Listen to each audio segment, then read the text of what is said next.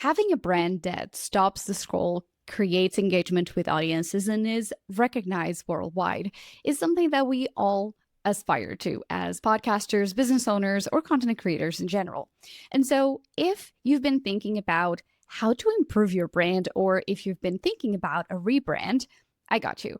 I decided to invite Liz Mosley, who is a design and brand expert for small business owners. She's also the host of Building Your Brand. So I thought she would be the perfect person to talk about how to create an impactful brand, things you need to think about, when is it time to hire help, when is it okay to DIY your own branding? And of course, when you have a podcast, what should your cover art be? Because Liz is a podcaster as well, I decided to ask her a few questions about branding, like the whole process, what she went through herself. And I really love this conversation, especially the part at the very end when we talk about podcast swag or merch, which is something that as podcast hosts, we all dream of having a physical representation of our podcast and what our values are, and things that our listeners can wear and that can create a cult status for our show and share the word about our awesome podcast. So if you've been wondering about what are some good ideas for branding, you cannot miss the last part of this episode. And if you're new here, hi, I'm Anna Xavier. I'm the founder of the podcast space. And as a podcast marketing strategist, I help business owners who are impact driven create stellar content that stands out from the crowd. And that is exactly what I do with this podcast and my business. So I definitely want you to stick in and take notes of this episode because this is just a delight. And it was such a wonderful episode. So without further ado, let's start this episode and welcome Liz Mosley. Thank you so much for having me. I'm excited to be here. Let's talk about branding and business owners who podcast. What would you say are some best practices that most business owners need to consider if they're thinking about how their brand is perceived? The first place that I always like to go, or the first question I always like to ask, is how you want people to feel when they interact with your brand. So I think if you have that as your base question, and then everything else can come out of that. So that's going to impact how it looks. Obviously, that's like my sort of wheelhouse, how things look, but also how you might talk, the sort of photography you get, the sort of podcast you'd create. All of those other things can then come out of that sort of like core question of how you want people to feel. I think there's so many different things to consider. This is the kind of thing that I think people often forget is branding is actually this like huge thing, and visual branding or your visual identity is like one small part of it. So it's one cog in the big machine. So I think remembering that and having those kind of like foundational elements in place. So I mentioned about how people feel, but also thinking about who it is that you're actually talking to, who's your target audience, what are your goals in your business. I think quite often people start businesses and they look around and see what everybody else is doing and they just do those things too because they think that's what they should do. But actually, if you're really clear on what your goals are, that makes it easier to be more strategic. This is all very similar to marketing as well. And then, yeah, like thinking about how you're going to communicate that. So whether that's like through visuals, through words, through like photography, through audio, that you've got all these different tools then to, I guess, like help put your brand out into the world. Yes, as the cool kids call it these days, the vibes, And the vibes Yeah. that your brand evokes. It's really interesting because I feel like there's this disconnect sometimes between how people think that their brand should be and what's trendy in color schemes and how you talk. And I'm so glad that you talked about goals, because if your goal is to become a public speaker, like you need to convey like a brand that is trustworthy, right? Especially like keynote speakers, you can't just have like a really terrible website with branding that is like super dated, that looks like it was made in the 2000s, because you're like, is your expertise gonna feel like is back in the 2000s, right? That's, I feel like, a clear example that I see time and time again with podcasters is like, I don't need to update anything. I had this beautiful designer and like marketing agency create my branding 20 years ago. And you're like, but does it make sense with your goals? Yeah, that's such a good point, actually. And I think one of the mistakes that people make is thinking that you create your branding or you get your branding made, someone else does it for you, or maybe you're DIYing it, you do it yourself, and then that's it. You don't have to think about it again. And I think especially if you're building a personal brand, which like a lot of podcasters and a lot of public speakers are, like think how much you change over time. And like that brand Yeah. does have to like evolve and change with you. And so, yeah, I would totally agree. And I think another sort of aspect of it, like trust is such a huge aspect of branding, like Yes. building that trust. And this is where sort of consistency is really important. I feel like people hate that word. And I think the reason they do is because when they think of consistent, they think of constant. So they think that it's someone telling them that they have to do this thing all the time.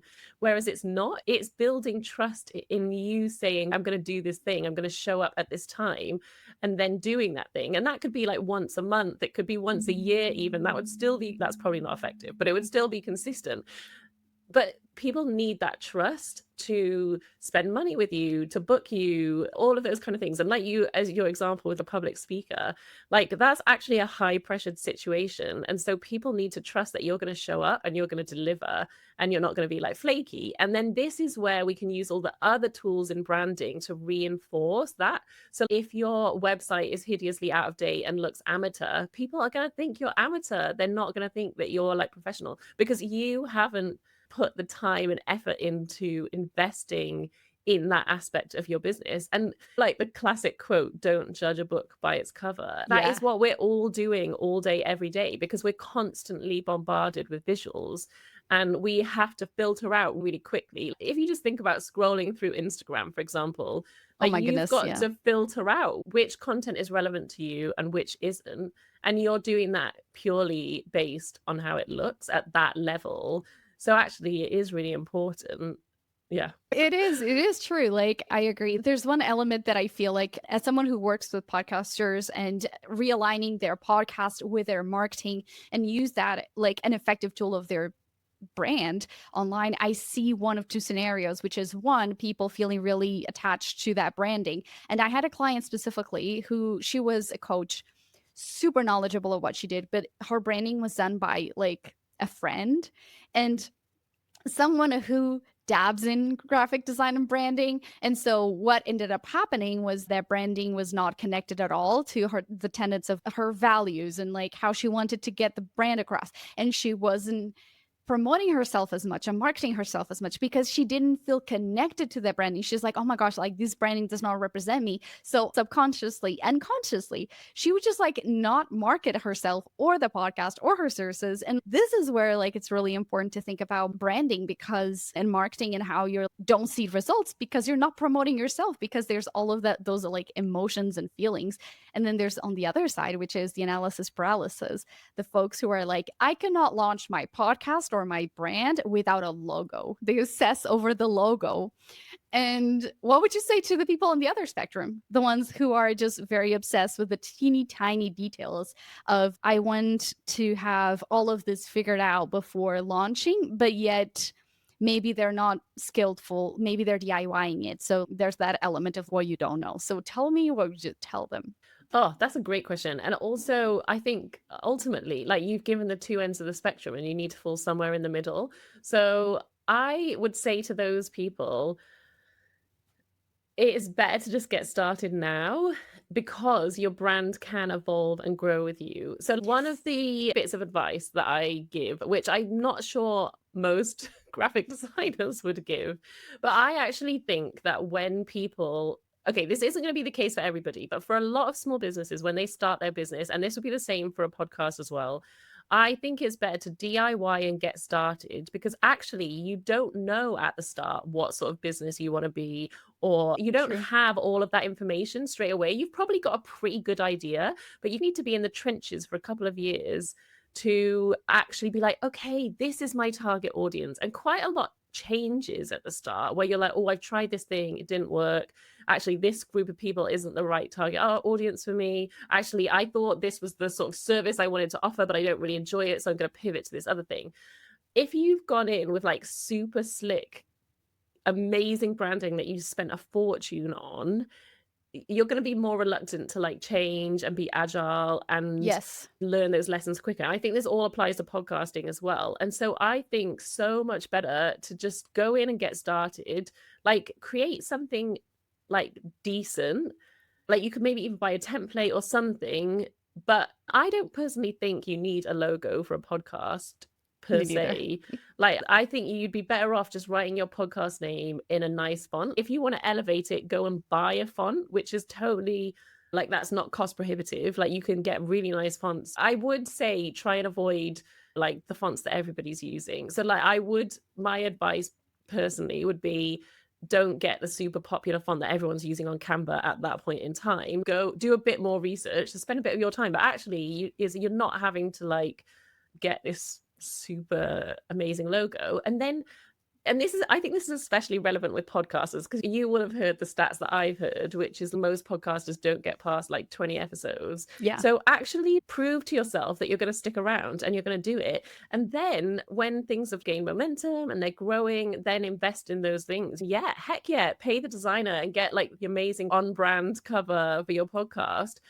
But yeah, so my advice would be don't wait for those things. Get started. Do as good a job as you can at the start. But then the other thing that's really nice is that when you update your podcast cover, it just updates everywhere. It's not like the old one sitting there on all the older episodes is all updated. Yeah, that's a good point. And I've heard this on a podcast. It's by this lady called Colleen, and it's called TMI. So Tell Me Everything. And she was talking about how she's a millionaire. Her whole brand is about like selling in an authentic way and basically talking about all the limiting beliefs that like we have and all that. And it's just like fascinating. She said on her podcast, I want the glow up. She's like, I don't have a production company editing my podcast. I'm doing it all myself because I want, to your point, I want to make sure that I actually care enough about this to go and pursue this. And then if I don't care, it like pressure's off. Or the fact that she doesn't have any preconceived notions of what she should look like. And I'm like, love that. Also, I'm a Photoshop girly. I used to do all of the designs. And then when I launched my own company, I was like, Canva allows me to have a head start that looks already good. All the accessibility is there. Like it just helps. And I see that a lot of people make it more complicated than it needs to be. And, you know, I feel like to me, when I launched my podcast, I was just like, all right, same colors as my company for brand recognition, basically like face for recognition, because so people can see that it's my show and not someone else, because the podcast space is like a term like anyone can start it, right? So I was like, okay, they know it's me. There's so many things that I understand that as business owners who are experts in what we do, when we do the transition to podcasting, we overthink this because we're learning about 8 skills when we launch a podcast. And branding, or how we look, not how just we sound, how we look and how we sound, is like the mental barrier to a lot of people, because they're like, this doesn't look as professional as my regular branding, or I don't sound as confident in a podcast setting because I'm still learning how to podcast than if I am talking about my own stuff. What advice would you give for those folks who are like, okay, Liz, I hear you, I want to start a podcast? What are the would you say like the 3 main things that like to get them going and look professional, feel professional, you would advise them to start looking into? Well, okay, going back to your previous comment where, but I will answer your question, where you mentioned about how your client who wasn't showing up because they didn't feel confident. Like, I do think it needs to be at a certain level so that you're not embarrassed to promote it. Because ultimately, your podcast isn't going to do anything if you're not going to tell anyone about it. It'll do a bit, but it won't do much. If you already have professional branding, like that has been created for your company, like absolutely use that, because like you mentioned, brand recognition, but also it should be really easy for you to put together, because your brand design, like your graphic designer, your brand designer should have created a brand guidelines document for you, which is here's the colors to use, here's the fonts to use, like here's the general style. You might even have a pattern or some illustrations, you know, that you can bring in. And then actually it's just a case of putting those elements together. And a lot of the graphics that you create for a podcast is like a very different canvas from anything else. It's actually quite simple. It doesn't need to have a lot on there. Like often simplicity is the way to go when it comes to podcasting, and there's other ways that you can stand out. So actually my advice would be like, keep it simple, use what you've got, keep that brand recognition going. And then as we talked about before, like down the line, maybe you're going to like add more in. Maybe you're going to get like animated outros and intros for your reels, or there's all sorts of other like bells and whistles that you can add down the line. But you don't need that to get started. And you don't even need that to look professional or to look legit or whatever it is that might be your stumbling block in terms of like how you're perceived and how you show up. So I would definitely recommend that people, it doesn't have to be exactly the same as their branding, but are heavily influenced by their branding, because consistency and the recognizability of it all is what builds up the trust. This might be different if you're doing a podcast that's completely unrelated to your business. So then you might want to go for a completely different look, because actually it'll be confusing if they do associate it with your business. Yeah. But if it's a podcast that you're using to market your business, it just seems really strange to me that you'd go for something totally different.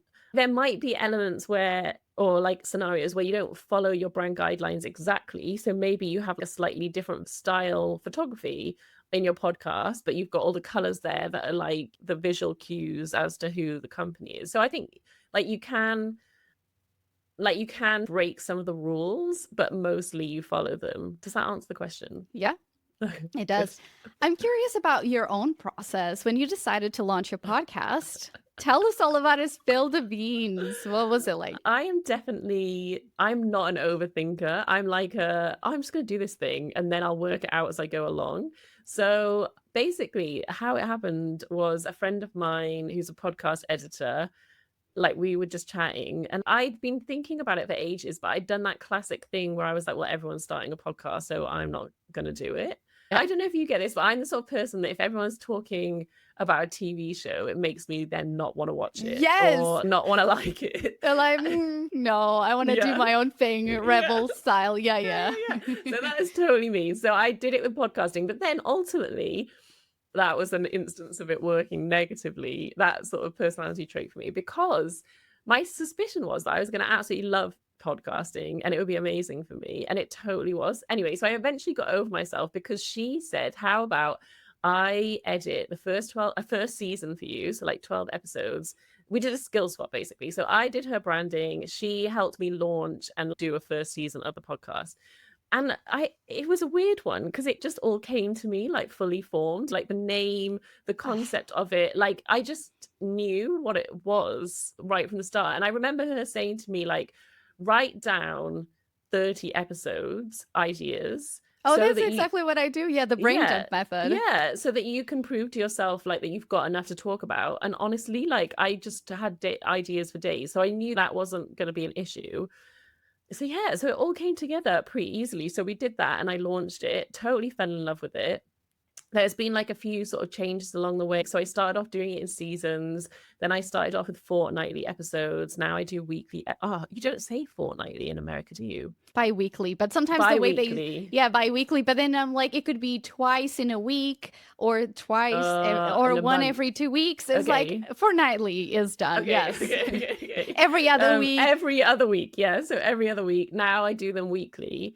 And I think I'm up to like 160 episodes now, and it's been going for 4 years. So I absolutely love it. But I didn't overthink it. And I was actually on a podcast. Was it a podcast? Or someone basically asked me recently.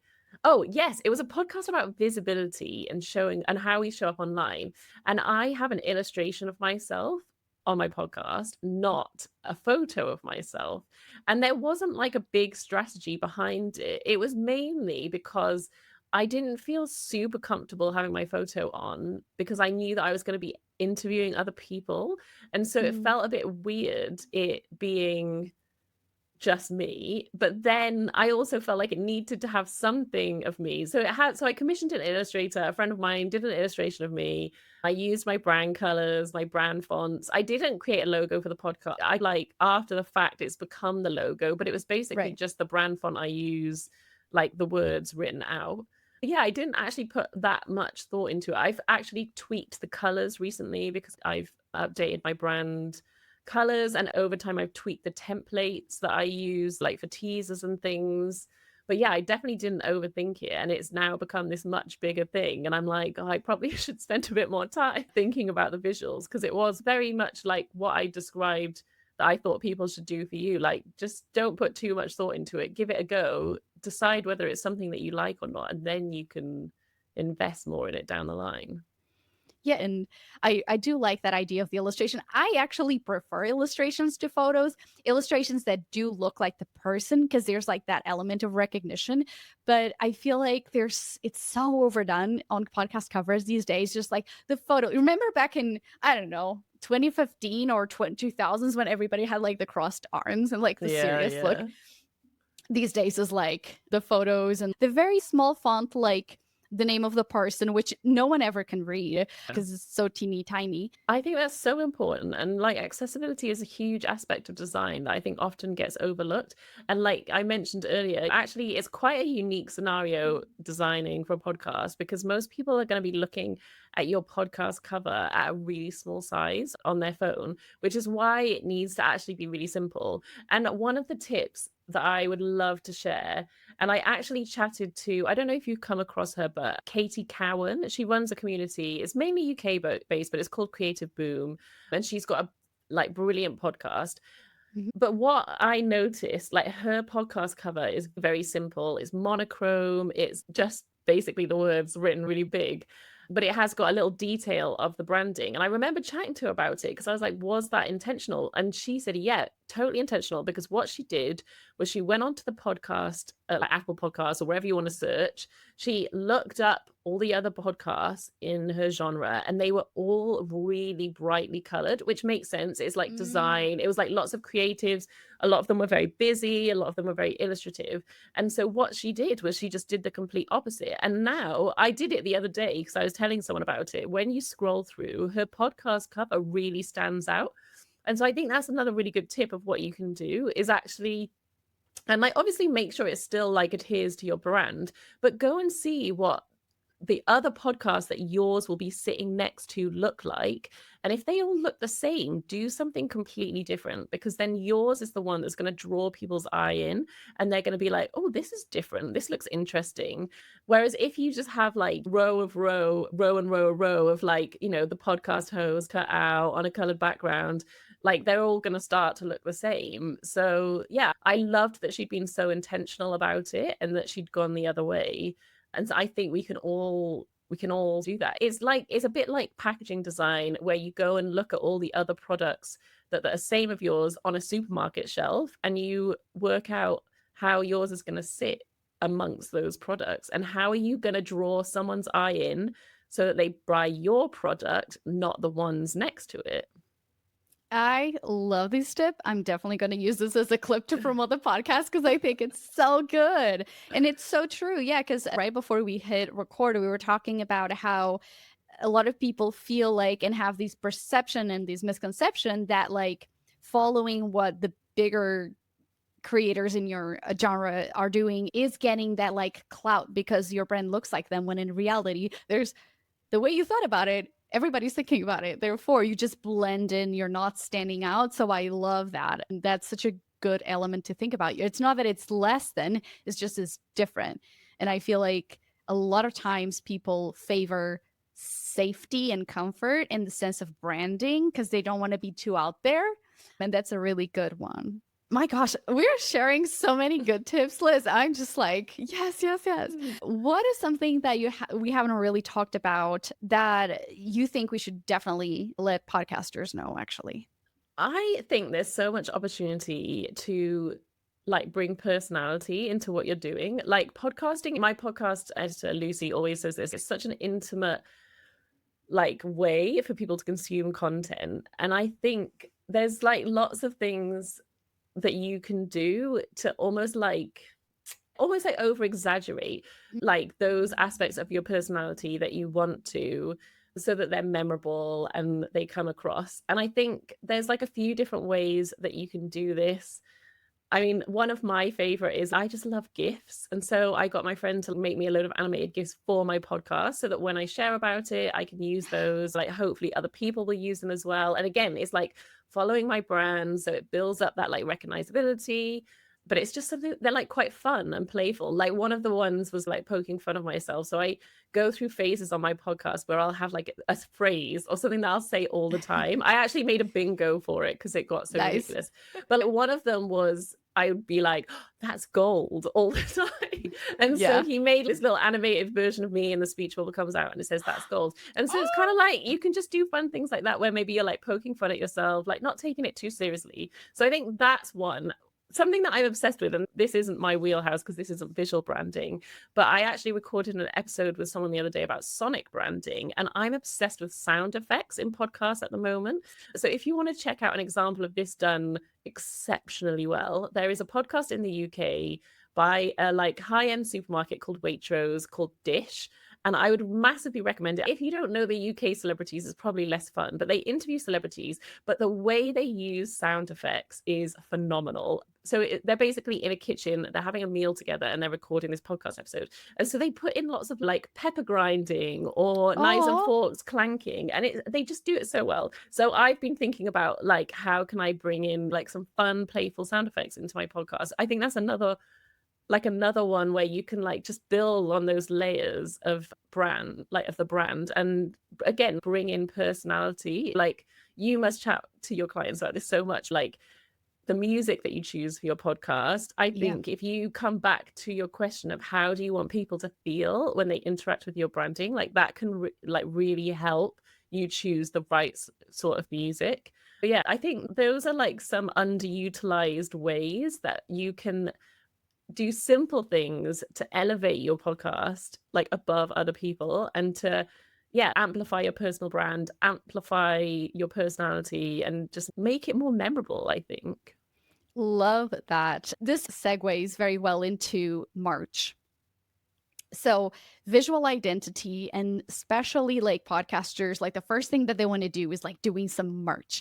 And merch. I thought you said March, like the month, and I was like, what is happening in March? Your face, I was like, okay, this is not landing. I need to provide more context. Merch. Okay, I'm on the right page now. I've got there we go. Merch, swag, as here in the US use. Yes. So I see a lot of people thinking about merch. So I would love if you could give us some like good tips, and or maybe like the opposite, because I feel like I have so many ideas for my merch. I want to create stuff that is more inspiring and like positive, and not so much about my show. I feel like a lot of podcasters get too much into their head about the brand. It has to be the name of the show. Nobody wants to wear that anyway. So that's my little rant about merch and swag. But what would you say if people are wanting to do that? Some pieces of advice to make the brand cohesive and evoke emotion. Okay, I think I am on the same page as you with this, because I'll be honest, I wouldn't, unless it was like really stand out amazing, the design, like I'm very unlikely to wear merch of a podcast. Like I don't think there's any podcast where I'm like, oh yeah, I want that on a t-shirt. So I think this is where you have to get a bit clever and a bit playful with it. And I think, again, come back to the question that I always harp on about, like, how do you want people to feel? So if your podcast is about inspiring and encouraging people, like maybe it's like motivational quotes, maybe there's like things from your episodes that get said over and over again that you can pull out. So they're a bit more abstract. Like it's not just about like your show, it's more about like encouraging people in general. I do love merch and I love swag, as you call it, and I think there's lots of opportunities of fun things that you can do, again, like ways to get your personality across. And it's definitely going to depend like what the vibe of the podcast is as to what the merch will be. Yeah, I think one of the things that I love about all of this, about podcasting, about making merch, is there's so many tools that just make it so much easier. Like most design tools like Adobe Express and Canva, like they actually have built-in printers now, so you can actually see what it's going to look like on all different types of merch, and you can pick what you want to buy. I don't know if this is like a US specific thing, but I see a lot of brands just slapping their logo on everything, like even small personal brands where I'm like, why are you wearing a hoodie, a cap, and drinking out of a cup with your logo on? I would never. I'm like way too British for that. I'm like, absolutely not. That looks way too braggy to me. But But I think, yeah, there is a place for it. I just think you've got to be careful about it. I do care about the environment and stuff like that. I Yeah. think don't get merch just for the sake of getting merch. It comes back to all those core questions. Like, what are your goals with it? Is it that you're at an event and actually it would be really helpful if someone can take something away and so you're front of mind? Or are you just doing it because you see everyone else doing it and you think it'd be cool, but actually it's not going to move the needle for you in any way for your podcast, like, or your business? We met at the podcast show in London and there was some really cool merch there that I think worked really well. Spotify had really jumped on the trend, the sort of Taylor Swift trend of those like little beaded bracelets. And I've still got my Spotify bracelet and I still wear it. And I think it's really cute. That's something that's like quite cute. But it was like very subtle. Like it had the little Spotify logo, but it isn't super obvious that like I'm wearing a Spotify bracelet, but it still has that like brand recognition. So I think, yeah, I think like I love finding ways to surprise and delight people and do something that they're going to really enjoy. But yeah, don't just slap your logo on everything just for the sake of it, would be my tip. Yes. Oh my gosh, I resonate with so many of those. But what is something that Liz Mosley would buy? Because you're saying you love merch. So tell us all about the things that you definitely like add to the cart, Okay. So Spotify did so well at the podcast show because another one, I've actually got it up here on the wall. Oh, the They bag. did a tote bag and it said podcast and my love language. And I was like, that is genius. Because it doesn't say Spotify on it. It's in their green, but it's got their branding on it. But it's something that I would actually use and wear because that is how I feel. Like they totally tapped into their target audience at that event. So that was genius. I love like a really good quality coffee, like a coffee to go mug. Yeah. Things that I'm actually going to use. I have quite a lot of water bottles now, so I'm less keen on a water bottle, but if it's done really well, would be amazing. One of my absolute favorite like bits of merch that I ever receive is socks. If I get good quality socks, I'm like, this is the best merch gift ever. I don't wear caps, so that's not really a good one for me. I got a scarf from a brand in the post today, which was amazing. Like a really nicely designed scarf. So many options. And I think if your podcast has got a particular theme, like you could just do something really fun. Enamel pins. I got a collection of enamel pins, so I love those. But yeah, I think about things like someone did point out to me a tote bag and a reusable coffee cup are like only reusable if you use them all the time.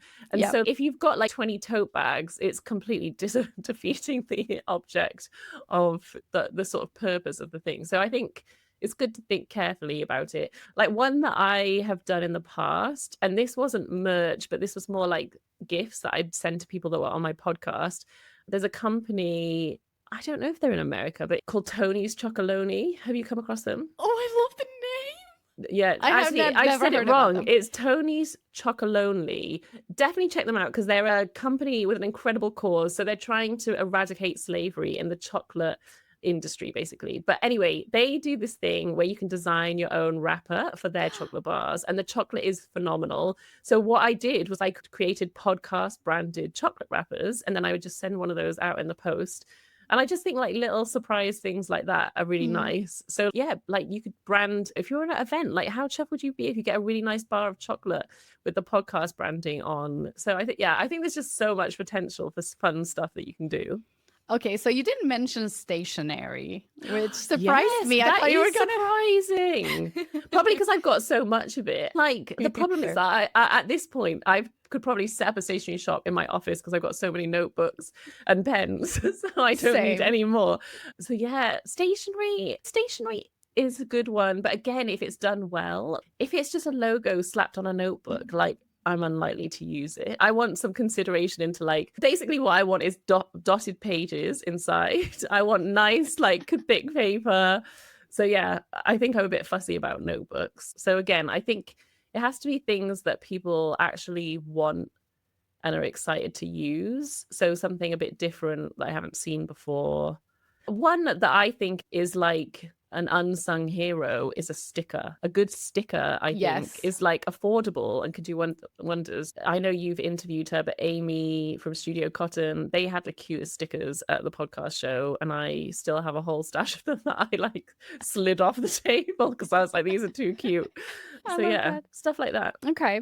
I have my own ideas, which we'll talk offline about that because I don't want to give too much away. But I think maybe I'm biased because one of the client production in my early days, a client that I had was a corporate swag consultant. Oh, The company was called Marie May. And one of the episodes that we were like thinking about was like how the emotional, thinking about how it makes people feel. You never pulled like a pen and you were like, look, if it's a really bad pen or it has like the logo all over it, you're not feeling super excited to pull the pen out. You're almost like kind of like, that's the yeah. pen stays at home. But if you have a really nice pen, you're likely to strike a conversation with a stranger like, oh my God, that's such a beautiful pen. And it's the word of mouth that is going to get you more people to follow. So it's, if it evokes a good emotion, you're likely to wear it out, wear it Share it. proudly. Yeah. Yeah, and I think that that's such a good value of like actually investing in high quality stuff, especially honestly, conferences should stop giving away swag bags, Yeah, period. definitely. I've gone to about 7, 8 conferences by now, podcast conferences, and I always come back with the classic notepad, Tat. as you said. Yeah, like pens they're not amazing, and stickers, yes. But I don't want to be an advertisement for the company. I want to wear that as a singular person. So I feel like podcasters really need to think about like, from the listener's perspective, from the person on the other side, what would make them feel comfortable wearing? Because I feel like too many people want to go into cult status, and I'm using air quotes, because they listen to really big podcasts, and those are the ones that have the merch, and those are the ones that have a cult status. And I'm not saying by any means that you shouldn't aspire to that, but it's hard if you're not mainstream to have those people who are willing to be in a community and say, yeah, I'm proudly wearing this. So it's like, how can you tap into their emotions and feelings and values of the show? And if you are, for instance, a show about gardening, maybe launching swag that you can wear, like something while gardening, or a product that, it's easier. Again, it's practical. I agree with you. I'm all about being sustainable. And I think that there's too much waste with swag, which is great for companies like Shopify, right? Like they basically don't have any stock. What's produced is what's ordered. So I think, and from an investment standpoint, I think it's important and wise for podcasters to not go and buy out like t-shirts and all. And a good t-shirt, Liz, it will get me a good t-shirt. There's one podcaster, Jeremy Enns from Podcast Marketing Academy. It has something about Scrappy, and like the t-shirt feels amazing. The texture is wonderful. The amount of people that stop me because it's like a generic, it's not Scrappy Podcasting, which you see newsletter. And it has stroke conversations at the airport multiple times, but because it just happens so frequently, because it evokes a generic emotion.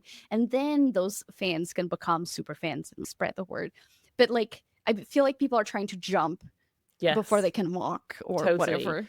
And I think that comes back to what I was saying. Don't just slap your logo on things, because people aren't going to want to use that. Whereas exactly like you said, if you take your branding, so it can still have the look and feel of your brand, but you do something that's actually quite abstract. Like maybe it's the podcasting is my love language, as the stroke of genius, like something like that people are going to actually want to use whatever brand they are. That is definitely the way to go. And your point about word of mouth, like that it sparks conversations, like that is when you know that you've got it like spot on, that like people are talking about it, because that's the best advertising for your podcast. Two other things that I follow up things to quickly say is I am definitely spoiled because I don't really go to podcast conferences. I go to design conferences. Oh my God. And so the swag is like on a whole different level. So I was thinking of it from that context. So yeah, I've been spoiled basically with my swag because often they'll commission like illustrators and designers and stuff. So there is that. The other thing though that I think is underutilized is just a good QR code. Put a QR, like not obviously not on a t-shirt or something, but like even just a postcard, a nice postcard with a QR code in the corner is actually a good way for people to easily, get to your podcast. And then probably not going to keep it unless you design something cool on the other side that makes them want to pin it to their wall. And then that's when you've done it really well. Someone likes something that you've created so much that they stick it on their wall. That is the goal, because then they've got something that reminds them of your podcast. There's a little cheeky QR code that they can get to it easily if they've forgotten anything. So yeah, I love a QR code. What has been really a trend in podcast conferences here? I've attended some tech conferences, but like tech was more like serious. So Podcaster has like that hybrid between like design and serious stuff. But backpacks that have LEDs on them, which is terrible for the environment. But basically you can customize an image and it has LEDs on it. And so basically there's scrolling. Justin Moore, who is the sponsorship coach, it has asked me about podcast sponsorships or something. That's like very futuristic. That's insane. Yeah, but that's, again, it evokes that emotion. Oh, a curiosity, right? Are you wanting to feel inspired, curious, educated? Like, what is it? I personally like wearing cool stuff at conferences. I want people to feel like they can come to me. I look fun. Therefore, they could have something to talk about. Approachable. Yeah, like I'm not too like high up there. And so wearing your own merch at conferences is really clever. But if you like stylish stuff, it's like the outfit versus the conversation is a hard one. So by default, just go to really stylish, cool stuff and wear it. Like, honestly, because people, if you're talking to someone, they can go on your back and take a photo of the QR code. That's true. What I like it. That is true. Yeah. One example of this that I saw that I thought was really good was actually at the podcast show. I don't know if you come across him, but his name is Steve and he's got a podcast called Being Freelance. Really good podcast. Anyway, his branding is all like black and hot pink. So like really bright pink. And so he just wore a really bright pink jumper that was like an exact, so it didn't say anything about the podcast, but it stood out because he was a guy wearing a hot pink jumper. And like those people that were even just a tiny bit familiar with him and his brand immediately recognized it as his brand color. And I just thought even like color evokes so much emotion. Just wearing your brand color can be a way that like just reinforces and like creates that connection. And I think he had loads of chats about it as well, like people congratulating him on wearing his brand color so effectively. Nice. I like that. And by the way, jumper is a sweater. Sorry. Yeah, that's okay. Thanks for the translation. Liz, the amount of times when I moved to the US, because when I lived in the UK, I didn't think it through. And the blank stare, the 1,000-mile stare, they were like jumper. And I'm like, sweater. You have to change. I lived in the States for a little bit and I had to stop saying mobile for phone and be like my cell phone. Cells. Everyone would just look at me so blank. Yeah, not even phone, just sit my cell. They'd look at me so blankly and I got bored of explaining it, so I just had to change. Gosh, these are the little things that, like, actually I tell listeners, if you have a podcast that is listening, that you have a half and a half, remember to keep those elements in. Like, the Australians have the thongs, which are like the flip-flops. That is not what a thong is over here. Yeah, I was listening to this podcast and the host was like, oh, wait, I have to tell you what thongs are for my non-Australian audience. And I'm like, thank God, Denise, because I was like, what is going on? This is no nonsense. So anyway, Liz, it's been a pleasure talking to you and talking about all of these wonderful insights into design and branding. Thank you so much for being here. Thank you for having me. Of course, the next step is telling listeners where they can find you to connect with you. Yeah, of course. Check out my podcast, which is called Building Your Brand. And the website is buildingyourbrand.net. And then I am Liz Mosley.net is my website. And on social media, I'm Liz M. Mosley, which is really annoying, but that's just what it is. But you can find me. If you search Liz Mosley, you should find me. Liz, it was great. Thank you again for sharing your insights with us. Definitely listen to the episode. We ended up not even talking about the rejection challenge, but that will be another episode for sure. Yes, so let's do another episode. It'll be like part 2. Yes. And so for you listening in, I really hope that you took all of the notes possible. I would love to hear from you. Of course, actually tag me and Liz and go, this is what I'm going to be doing about my branding, or let's talk about that swag, because I know you've been thinking about swag. So how much has this conversation changed your perspective about swag or merch, do let us know. I'm at the podcast space on Instagram. Slide in my DMs with all of your questions. And again, all the resources mentioned in these episodes, all of the creators we talked about will be in the show notes as well. And again, I just invite you to continue creating content that's imperfect, but moves you forward. I'll see you in the next episode.